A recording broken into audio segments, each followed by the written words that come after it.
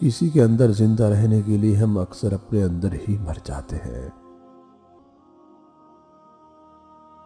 جب دل چھوٹے پڑ جائیں تو بڑے بڑے گھروں میں جگہ تنگ پڑ جایا کرتی ہے۔ عزت سے چلے جانا بے غیرتی کے ساتھ رہنے سے بہتر ہے۔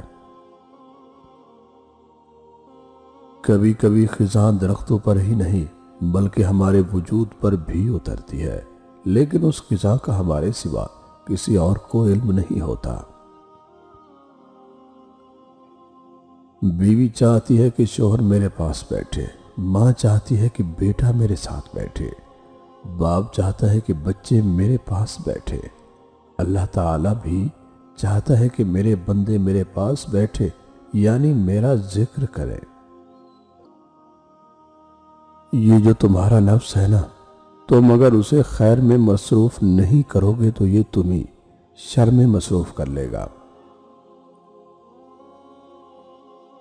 جب تک اپنے آپ کو پوری طرح اللہ کے آگے جواب دینے کے لائق نہ پاؤ، تب تک کسی انسان کو اپنے سامنے جواب دے نہ کرنا۔ حقیر سے حقیر پیشہ اختیار کرنا ہاتھ پھیلانے سے بدرجہ بہتر ہے۔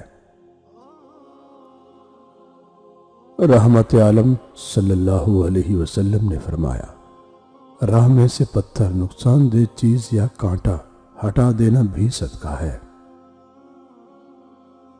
زندگی کی الجھنیں شرارتوں کو کم کر دیتی ہیں اور ہم سمجھتے ہیں کہ ہم بڑے ہو گئے ہیں۔ جو شخص تمہاری باتوں کو غور سے نہ سنے، اسے سننے کی تکلیف نہ دو۔ اختلافات پر صبر کرنا اور دوسروں کو برداشت کرنا ہی اصل اخلاق ہے۔ محبت کا مل جانا اتنا اہم نہیں، محبت کو زندہ رکھنا اور عزت دینا اہم ہوتا ہے، تبھی رشتے بنتے ہیں۔ ایک دانشور سے پوچھا گیا کہ غصہ کیا ہے؟ خوبصورت جواب ملا کہ کسی کی غلطی کی سزا خود کو دینا۔ زندگی میں جو چاہے حاصل کرو، مگر اتنا خیال رہے کہ تمہارا کامیابی کا راستہ لوگوں کے دلوں کو توڑتا ہوا نہ گزرے۔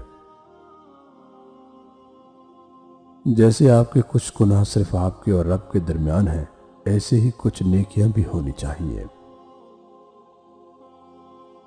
کسی کو اس کی ذات اور لباس کی وجہ سے حقیر مت سمجھو، کیونکہ تم کو دینے والا اور اس کو دینے والا ایک ہی ہے۔ ماں کی خدمت سے تو جنت مل جاتی ہے، لیکن جنت کا دروازہ اس وقت کھلتا ہے جب باپ کی عزت کی جائے۔ اشفاق احمد صاحب فرماتے ہیں، باہر کے تمام دروازے بند کر لیں تو پھر اندر کا دروازہ کھلتا ہے۔ زندگی گزارنے کے دو طریقے ہیں، جو ہو رہا ہے ہونے دو، برداشت کرو، یا پھر ذمہ داری اٹھاؤ اسے بدلنے کی۔ مرد کی طرف سے عورت کو دیا جانے والا سب سے خوبصورت تحفہ عزت ہے۔ ہم معاف تو بار بار کرتے ہیں، مگر بھروسہ صرف ایک بار کرتے ہیں۔ انسان بھی عجیب ہے، دعا کے وقت سمجھتا ہے کہ اللہ بہت قریب ہے اور گناہ کے وقت سمجھتا ہے کہ اللہ بہت دور ہے۔ انسان بڑا ہی سخت جاں ہے، جس بات کا تصور بھی برداشت نہیں کر سکتا، جب وہ حقیقت بن کر ٹوٹ پڑتی ہے تو وہ چپ چاپ برداشت کر لیتا ہے۔ بکواس کرتے ہیں لوگ جو بولتے ہیں کہ احساس ہوتا ہے۔ احساس کسی کو کسی کا نہیں ہوتا، بس مطلب کے رشتے ہوتے ہیں۔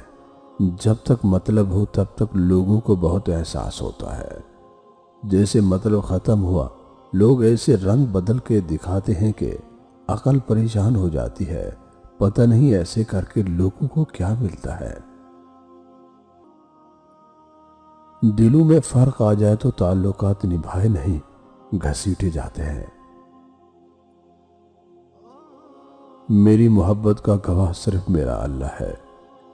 میں نے اسے دعاؤں میں، سجدوں میں، نمازوں میں، روزوں میں، اذانوں میں، بارشوں میں، خطبوں میں، تاک راتوں میں، شب برات میں، معراج کی رات میں اور تہجد میں آخر کون سی قبولیت کی گھڑی میں نہیں مانگا؟